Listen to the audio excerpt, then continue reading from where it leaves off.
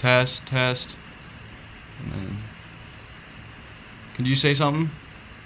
Yeah, hi, this is John Costa in the UK. Alright, now that should work. So we're live now? Yeah. Alright, I probably should introduce this for all of our YouTube viewers. Sorry for all the technical whatever it took to get this up and going, but we're happy to be here with John Costa today. So John, I'll turn it over to you. No problem. It's good to speak to you. Okay, so we'll start let's do it formally from now on. Yeah? Okay. Hi everybody, this is John Costa in the UK, and I've been joined by Dodge Billingsley over there in Salt Lake City in America. It's great to see you, Dodge. How you keeping? You okay? Good. You know, it's cold. It's winter, but you know, it's to be expected. Excellent. Well, listen, thanks for taking the time to speak to us. I just want to do a bit of a bio, actually, because normally we dive straight into it, and I just assume that everybody knows who you are. So it always goes into the blog post or at the end of the in the YouTube bio. So I wanted to do this. So you're a director of the Combat Films and Research, which is an independent media company. It's been good to do things with you over many years now. You're the editor and the contributor to the US Army's OE Watch, which we can talk a little bit about, hopefully, which is a monthly online publication. Mm-hmm. And I remember the launch of Fangs of the Lone Wolf, Chechen Tactics in the Russian-Chechen Wars, 1994 to 2009. So again, I'm sure we'll touch on that as well, the tactics which are relevant to our conversation about Ukraine. And that was published in Ukraine, actually, by Astrolab Publishing as well. Yeah, it's going to be published. Lecturer. Yeah, going to be published, okay. Yeah, sorry. You're a frequent lecturer and former fellow of the David M. Kennedy Center for International Studies at Brigham Young University. And again, you know, documentaries that you've made for those are actually the Border series are actually in our documentary media centre here in Leicester, archived in the Conflict Memory and Education Project. So listen, I'm delighted to talk to you. Thank you for taking the time. It's been a while since we spoke. It has. The whole situation in Ukraine just seemed to be too good an opportunity to catch up with you, particularly with the fact that you're hoping to go and visit very soon. So just tell us a little bit about what your take is on the situation. Well, I mean, on one level, I could say we've seen this coming for a long time. You kind of want to assume that it'll never get to this, but it looks like it has, right? To the point of conflict, the U.S. announced they're moving troops to Poland and Romania this morning, of course. I know different European countries are pre-positioning troops and moving men and equipment here and there. I don't think any, of course, are intended to go into Ukraine, but yeah, we're kind of at a flashpoint. Yeah, it's an interesting take. I mean, you know, when I was in the army a long time ago, it was all Cold War related, sort of 85 to 90, and everything was about going to Germany and stuff. And my son's in the army now, and you know, Germany is not really a thing. You know, they brought all the troops home. They've made a really big deal about, you know, rejuvenating barracks here, bringing whole units and regiments home, and now we're talking about going back. So I'm not sure if Putin's aim was to weaken NATO, as if he's not seemed to have galvanized them into probably a little bit more of a cohesiveness that we've not seen with the UK and NATO for a long time. Yeah, that's a really interesting point.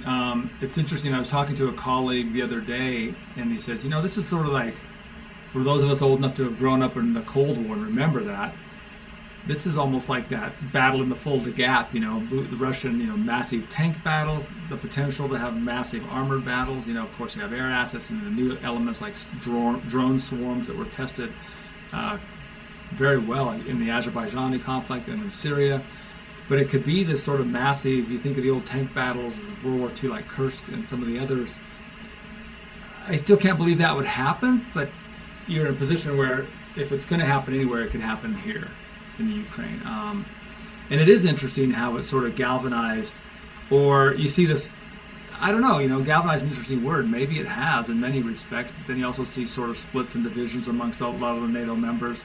Each country still has to sort of figure that out for themselves. It certainly seems like the countries that border Ukraine, like Romania and Poland, obviously feel like they have more at stake or more to lose, or they seem to be more willing to sort of support against Russia than maybe some of our Western European allies or in the NATO pact. But it is interesting to see everybody kind of come around, and I wonder if that's, if it'll be a galvanizing moment or, you know, or not. I don't know.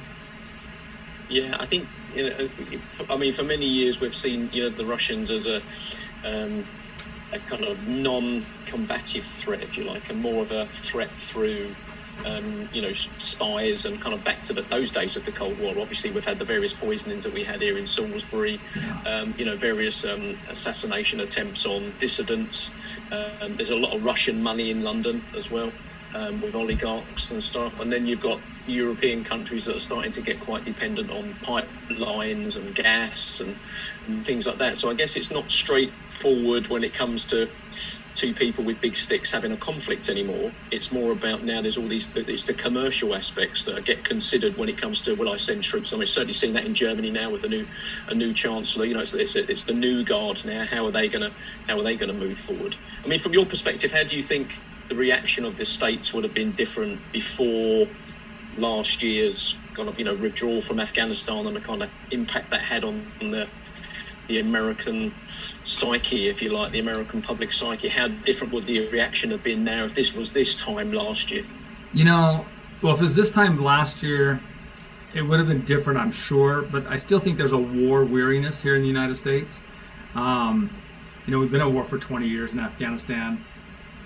We've had operations in Syria, of course, and so it's really hard. And then there's threats from China over Taiwan that the U.S. is, committed to, to be involved in. And so I feel like there's a general, I don't know if there's a general consensus that's the wrong word, but yeah, there's a war weariness, obviously, in the States. At the same time, it's interesting to see the number of volunteers from different places show up in Ukraine. We're not talking thousands, but we're talking hundreds. And that's been kind of interesting. So despite the war weariness, there is a fair amount, small numbers at least, that are willing to go over there and sort of risk it. I don't know, I think that Biden's in a tough spot, frankly. Nobody wants to go to another war right now. I know he does not want to. But do you succumb to Russian pressure? Do you let Russia take Ukraine? What do you do? I don't know. It's a tough one. Yeah, I mean, it is, isn't it? And I read a book recently as well.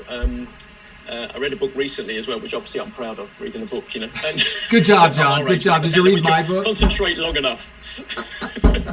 It's the fact that we can concentrate long enough to read a book I think we should both be proud about. But it was talking about geography and borders, and the role that geography plays in places around the world. Tibet is like, the water tower for China, and it was just talking about that kind of stuff. Kashmir. It's really fascinating. But of course it mentioned Russia and Ukraine in particular, and this was written 2 or 3 years ago now, and it was talking about, if you understand your geography and you understand your history, and the two often meet, then you've got to understand that for Putin, Ukraine is a red line when it comes to potential NATO membership. Once you've taken Crimea, it was a natural. Where does he go after there? Where else does he go? Well, probably doesn't need to go anywhere as far as he's concerned. He's kind of closed the door. So I think there's a lot of power politics and playing to the media by both sides at the moment.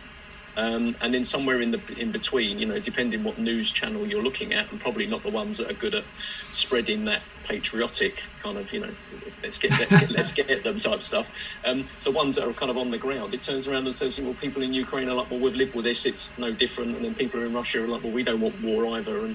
And you talk to people in the UK and they were like, well, we don't really understand, a bit like we didn't really understand Kosovo and Bosnia and that kind of stuff. I think it's a really interesting one because it could just play out. I mean, it's got to the point now where something has to give. Yeah, it's the sort of brinkmanship. There's got to be a movement one way or the other. Yeah, I mean, we're kind of in this moment of brinkmanship, and that you never, I don't know, it's just like political science 101 back in college, when you take it that far to this point of brinkmanship, you're in trouble. I mean, you've already gone down the road far enough way that war is a real possibility now. But again, going back to my initial statement, having seen this coming, I mean, it wasn't popular among my friends from the Republic of Georgia or even my friends in Ukraine, but I mean, for the last couple of decades, and I was in Ukraine a lot in 2000 to 2004, and then kind of had to, got really busy in Afghanistan and Iraq, of course. But, most of these people wanted to be in NATO, and I just said, this is a really, really bad idea. And I wasn't the only one. It wasn't I think whether we like it or not, there's spheres of influences. And on one level, I totally see Putin's position. He goes, because the way the NATO charter is written, U.S. troops can pull right up to the border with Russia. That's just part of the deal. That's just part of the NATO structure. So we have to look back, I think, or think of it this way: would we allow Russian troops on the Canadian or Mexico border? And of course we would not. Of course we would not. So my argument was in 2006, 7, 8, and earlier, was we need to think of some sort of new paradigm to provide some sort of defense to some of these countries that want to be democratic. Because I get that, but the sort of NATO structure is certainly a direct threat to Russia, and he's using that to his. He's using that in a very good way. I mean, he's already prepared the population in Russia for this for a long time. He's been talking about this since 2014, like, hey, we're being encircled, when he's, of course, encircling Ukraine. But, they can look at it and they can say, oh, wow, we're going to have NATO on Ukraine, we're going to have NATO in Georgia, we're going to have, of course, that is kind of encirclement. So again, it doesn't minimize these countries' desire to be free from such a strong role the Kremlin takes in their sphere of influence, but it is a sphere of influence. And so it makes it a bit tricky, because he has a point and he can mobilize and rally his own base based on that point. And so it's totally legit. So yeah, I don't know where this is going, but I just remember arguing about, the membership action plan map that I think Georgia was, when they went into MAP. I can't even remember how long ago that was, but the sort of stepping stone to get full NATO membership. I'm like, this is not a good idea. And I think Putin sent the message in 2008 when he crossed the border, again on the heels of a major military exercise in the North Caucasus, and then there they were. And I thought it was also really interesting, because you try to read the tea leaves and say, do you learn anything from these wars? And there's, you can look at Chechnya, of course, the 2 wars in Chechnya, and you can look at Georgia. And I thought it was really interesting that Russian troops, they went down past Kinvali, and on the road junction there at Gori, the birthplace of Stalin, and then they took that left turn toward the capital, Tbilisi, and then they just stopped. And that was speaking to my Georgian friends, a harrowing moment there, because they didn't have to stop right there. They could have seized the capital of Georgia probably within the next few hours. So how far does this go? I mean, what is the plan here if there is an event? And I think that's what a lot of the media's been focused on, is like, what does Russia do? How far do they go? Do they look at a total encirclement? They're certainly putting troops everywhere around the borders. At least if they're not going to attack or encircle, like Ukraine in full, they tie up Ukrainian troops at lots of different places where, Ukraine being a much smaller army with much less resources than Russia, they can't afford to lock troops up north of Kiev. They can't afford to lock troops up on the border near Brest. But now Russia has troops there. So if you don't, does Russia streak down across the Polish, on that Polish line there, and that'd be the line of supply from NATO? So there's all kinds of, it's all kinds of jockeying a position. I'm not sure where it leads. But of course, you've got the situation there as well, haven't you? You've got like the encirclement of the Russian troops and the sort of the deployment of the Ukrainian troops. I mean, in fact, the conflict is more likely to start with something which our media has been quite full of, which is sort of the citizenry rising up to resist the invader. So we've had lots of scenes of civilians and school teachers and stuff like that, being trained to fight, sort of like guerrilla type tactics, if you like. And then, of course, you've got the whole scenario playing out at the moment in Mali very successfully with Wagner Group, with this sort of, the mercenary element in inverted commas, troops that aren't part of the Russian military and aren't necessarily endorsed by them, but seem to work with them. Seem to have full access to all Russian military equipment. Underpinning stuff, yeah. Destabilizing. I just saw a report that elements of Wagner Group are leaving Mali to head to Ukraine, or up, along the Ukraine border. I don't know how accurate that is, but that's interesting. Again, it's a chess game for Putin. He doesn't have to use them, but I think that means something to a lot of watchers. I think the whole idea of like a guerrilla war, partisan war. I mean, man, that area is full of it. I mean, it's what they did to the Germans during the Second World War, the Great Patriotic Wars, they call it. Of course, we watched 2 wars in Chechnya, where it was basically a Russian military against, ramshackle Chechen volunteer base group that was a few thousand at best at any given time. And, of course, Russia won eventually, but it wasn't like they didn't bleed them. And so then I think there's this belief that now Ukraine's a lot bigger than Chechnya, of course. We have that partisan sort of history to us. that we can maybe defend in a successful sort of rearguard guerrilla action should there be a Russian occupation, and that would be, well, from an analyst's perspective, really interesting to look at. It'd be really interesting to see how that plays out. But I guess a conflict like that as well plays out, when it becomes a long game in the media. It's all well and good until the bodies start arriving home, and that's on any side, isn't it? When the public's not on board, is it? That would be, well, you mean if they can bloody Russia enough to but the thing is, I think the Putin regime, they don't care about that. I think they prepared the information battle space, they prepared the information space, and Russia has a long history of suffering, and so the body bags could come home if it came to that. And I think it would take an awful lot to turn public opinion in Russia to a point where that would factor into Putin's calculation, and he has to, give back something, because, he's already said, hey, they're encircling us. They want to be in NATO, and we're not allowing that.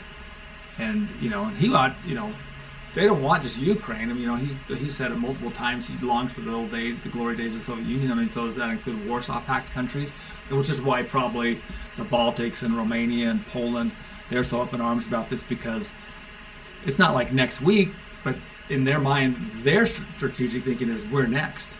If Russia takes Ukraine, then we have Russian forces on the border with Poland, with Romania, with Slovakia, So it's like everyone's worried about being, their enemies on the border, but that's the case in every single scenario. The Poles don't want Russian troops there. The Russians don't want U.S., British, German troops on their borders. And poor Ukraine is just in a very geostrategically important position. I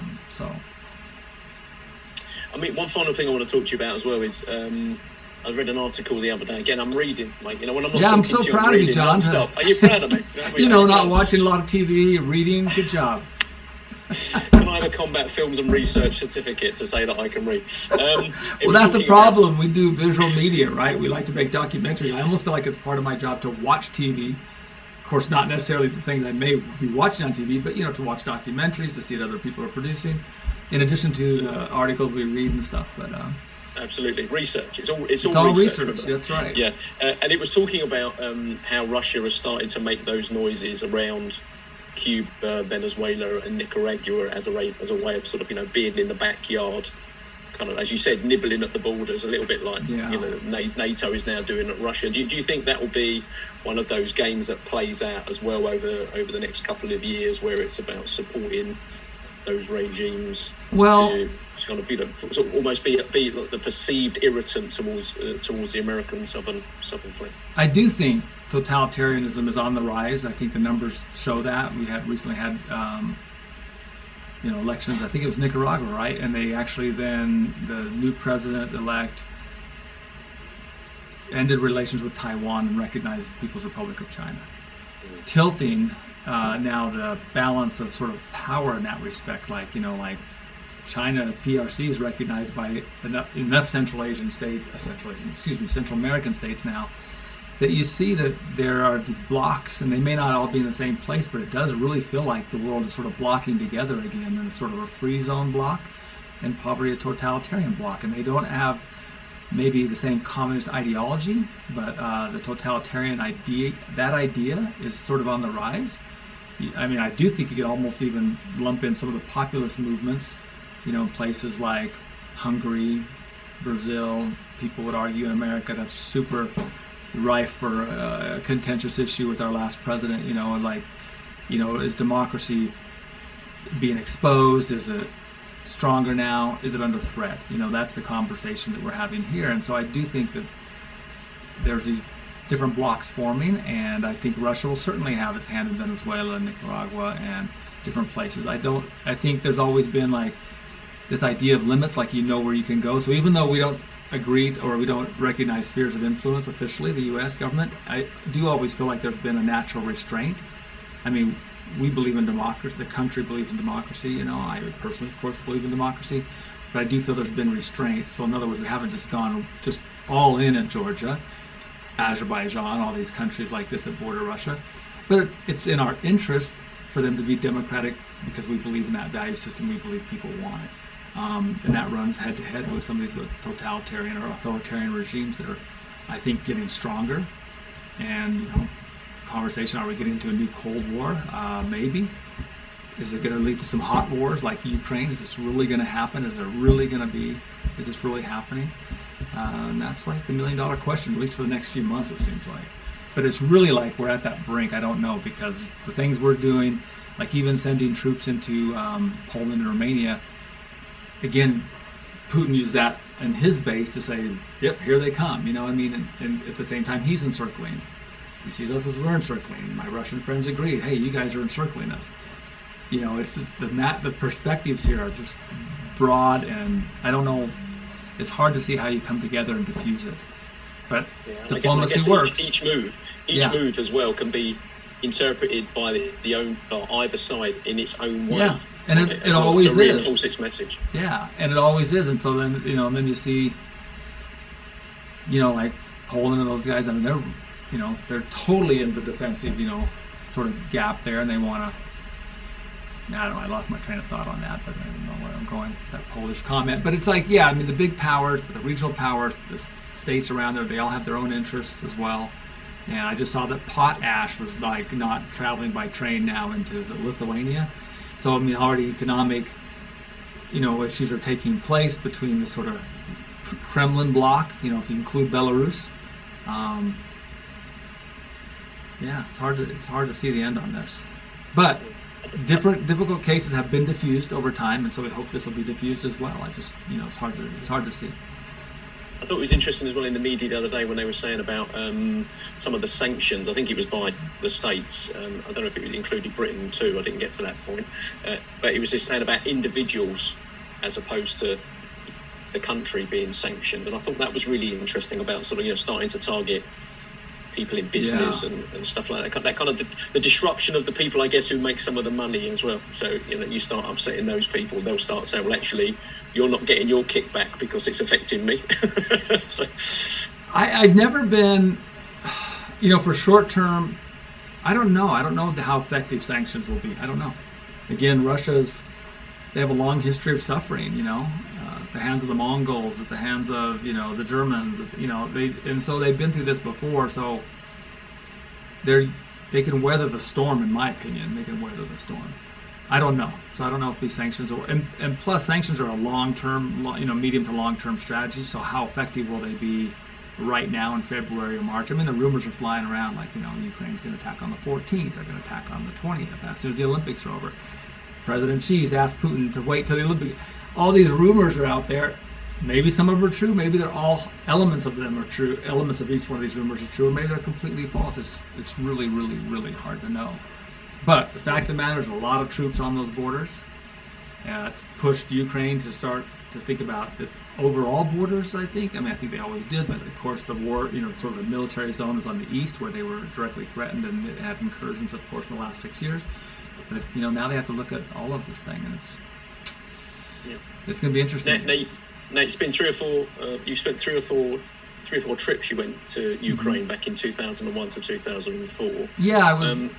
What are you expecting to find different when you go this time? Well, and if we make this trip, when we were over there, early on, the early 2000s, I was looking for members.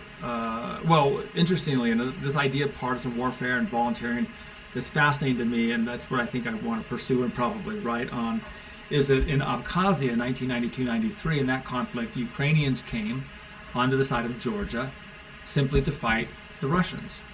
And in Chechnya in 1994-95, Ukrainians came to Chechnya to fight the Russians. And there's photographs, most of them came from Lviv, the western Ukrainian area, but there were some from Kiev, and there's some cemeteries there that you can go and look at the headstones. And they died in the war in Chechnya. They died in the war in Abkhazia. They were volunteers. And they saw this sort of mission against the Kremlin, right? Against Moscow's heavy hand in the region. That's fascinating to me. And there's a lot of that going around right now again. So you have Georgian units repaying the favor. You have independent Chechen units, repaying the favor or just wanting to spill Russian blood. I don't know, whatever. But, these elements are now showing up in this conflict. And on one hand, it shows you sort of there's a solidarity amongst lots of different people that they don't really want to be governed by Moscow. But is it enough to turn the tide? No. But it does show sort of populism, or this populist support across the region and even wider. But that's a fascinating story to me. Can it have any real impact? I don't know. The biggest problem with these volunteer units, like when I was in Chechnya, the funny thing was they say, "Oh, I have my battalion." Well, how many people were in your battalion today? Oh, like 25. Half of them went home. I'm like, "Oh, so you only have 50?" He goes, "No, like 2 weeks ago we had 200." And so these sort of volunteer, they kind of come and go as they want.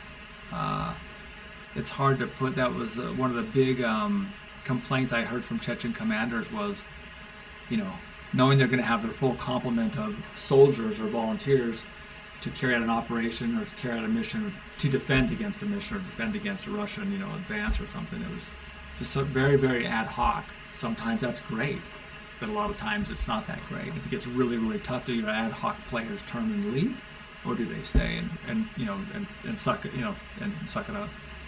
I don't know.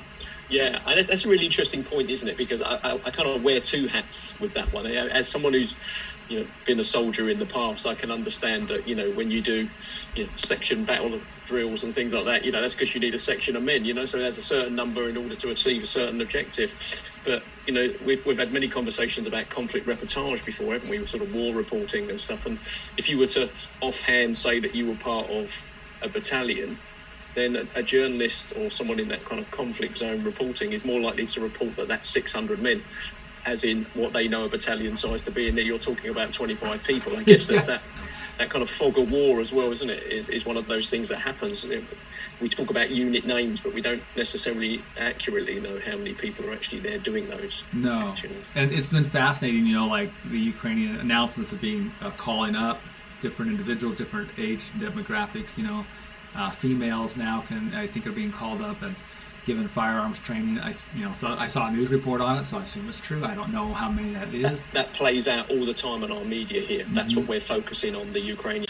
We talk about the citizens being threatened. Yeah, well, and it's true. Well, and it's interesting you bring that up because the Ukrainian chief of staff or the defense minister, both just like late December, were like, we know we can't last. They basically said it. They did say it. We can't last very long against Russia, so we'll depend on turning it into like a guerrilla battlefield with all of our citizenry.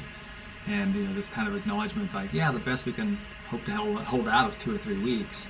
It's kind of like, So, kind of, I think no matter how it plays out, if the citizenry is that dedicated, then it really could be a thorn in the side of Russia, because they'll take the initial objectives fairly quickly, but maybe not. And again, it's so hard to draw conclusions, and I always hesitate. Like, I can say, okay, it took them like 3.5 months to take Grozny in 1994, 1995. It took them 6 weeks to take Grozny in 1999, 2000. That that December, January period. So the Russian army was certainly better in 1999 than it was in 1994. And it still took them 6 weeks to take little old Grozny. The Russian army is miles ahead of where it was in 1999. It's a completely different army. There's pride in the military. I saw a report, and I don't know if it's 100% accurate, but they said like 65% of Russian contract soldiers have combat experience. Where'd they get it? Obviously Syria, some in sub-Saharan Africa, different places, but they've got combat experience. Over 90% of their combat aviation pilots have had combat experience. Again, probably more in Syria than any place else, but it's a tested army, and they're it could be big if it needs to be big, and so it would be really, again, from the analyst hat, I don't want this to happen, but from the analyst position, it's like, wow, it'd be really interesting to see a partisan warfare against this modern Russian army. Like, how does this really work? Is Kharkov taken very quickly because it's close to the east and the second largest city in Ukraine? I think I could be wrong on this. I think it's the second largest city, but I'm not sure. Do they go for Kiev? Do they knockout punch to take the government out? Do we have a massive refugee exodus through Poland, Romania, and those borders there? And I haven't heard any talk about that. But you have to assume that for every citizen who's ready to pick up a gun, there's probably 5 that don't want to. It's just not everybody's nature to do that. They'd probably rather leave. So, I mean, that's the reason alone for Poland and Germany not to want to have this go off, because the refugees probably the refugees flowing across the border. I think will head there, won't they? They will head there. I think it'd be substantial. So, as always, Dodge, fascinating. No answers, just a lot of discussion. Listen, mate, we always live in interesting times. That's the approach, isn't it? So, you know, you've got to have these conversations. You've made me think about a few things quite differently from what I've been looking at. So, you know, from my perspective, I selfishly like interviewing you and talking to you, because it gives me stuff to go away and think about and stuff. So, well, thanks for the opportunity. Useful to empty your head. Well, no, thanks for the opportunity. It's always fun to reconnect and talk about some of these global issues. So I appreciate it. Thanks, John. Well, if you get out to Ukraine, maybe we can catch up with you while you're there. And definitely safe travels, and we'll catch up with you on your return. You got it. Thank you, John. Recording stopped. Good stuff. Thank you very much, my friend. Thank you. I have no idea if I'm on live or anything still. Yeah. Hello, Mrs. Billingsley. Watching loyally. All right. Oh, let's see. Well, okay. I think that was. You made an interesting point there as well, actually, about the Russian army being much more tested and battle hardened than previously, because that's always the thing that gets pops up every now and again that I see about the Chinese army, in the fact that it has very little, if any, military experience since 1979 with its border war with Vietnam, which they basically lost. So. Yeah, no, that's always brought up with the invasion of Taiwan, is the fact that, you know, actually this is an army that's not tested. Oh, don't get me wrong, mate. You cannot puff your chest out any further than a Chinese soldier, I'm sure. But, you know, at the end of the day, that's true. It's not a battle-tested army. It's true. So if someone comes back from a tour of 6 months in, you know, the Sahel or, you know, Syria or, you know, somewhere like Libya or something like that, then, you know, collectively there's a willingness to put your head up rather than put your head down, and that's the difference sometimes between a battle turning, isn't it? Yeah, I know. It's interesting. I've been trying to watch the Chinese contingent in Mali, actually, to see kind of how they perform, and they've had a handful of casualties, but they also haven't really put themselves in position. You know, like I mean, to say on at least a regular basis, a frontline position, a little different than I think the French operations. So it's still kind of like, you know, how well will they do? At the same time, you have to assume that they'll figure it out. They might suffer some early losses, and they'll figure it out. You know. Well, I guess we always come at it from the point of view of numbers as well, don't we? That always kind of numbers outweigh tactics, but at the same time, I think, you know, you've got to be mindful that, you know, there's a young generation of people in Taiwan that have, you know, are aware of Tiananmen Square. Maybe weren't alive, maybe, but certainly will be watching how things are dealt with in Hong Kong. So, you know, they got to wait another generation from once they've dealt with Hong Kong before they go and deal with Taiwan, type thing. Yes, it's fascinating. It's fascinating, and again, it's all wrapped up in global communications. You know, the ability to talk to people through the internet on the ground. You know, what's the situation? None of that's happening here, which I always think is quite fascinating when you contact someone. And I said, well, my media's saying this, and they're like, well, we're not seeing any of that. You know what I mean? So you just think how much of the media plays to audiences from, you know, the big powers as opposed to what's actually happening on the ground. I think that's the thing that's interesting. You go into Ukraine, for example, if you go, is now, John, talking to people, this is the situation, and that you then turn around and say, well, actually, is that better or worse than what's publicised in the media? So it's like the drum beating towards war, as the media tends to do and has done since 2001, really, hasn't it? Kind of driven us into conflicts. Be interesting to see what happens there. Yeah, it will be interesting to see. I don't know. And again, it's hard for me to believe we kind of got to this point, but at the same time, it's not. You can see it coming for more than 10 years. I mean, I think that invasion of Georgia was a real shot at, like, you're not going to go to NATO. Drop it. Yeah. You know? Yeah. One final thing, I was reading the other day as well about, they said that Romania had been pushing for quite a while for a NATO battle group. because I think we've got like 140 British soldiers in Estonia in the NATO battle group there.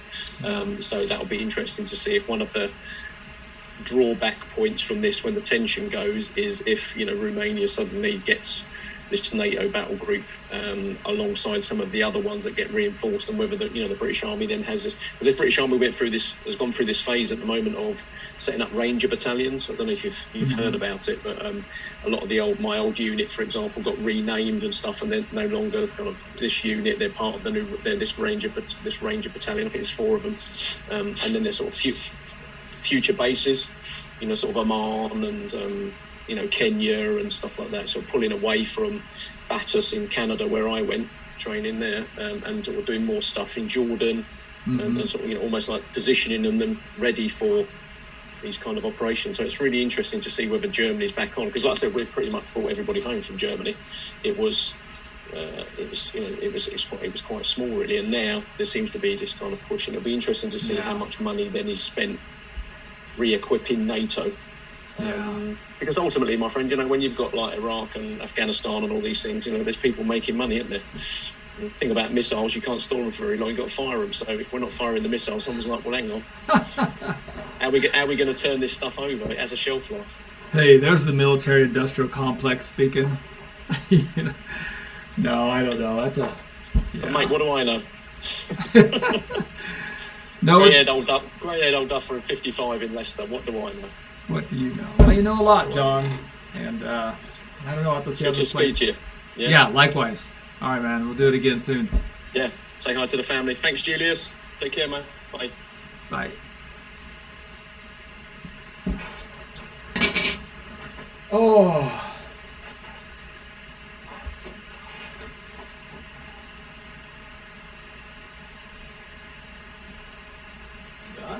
Yeah. Yeah, so it was still not optimized, and you hear those fans spinning.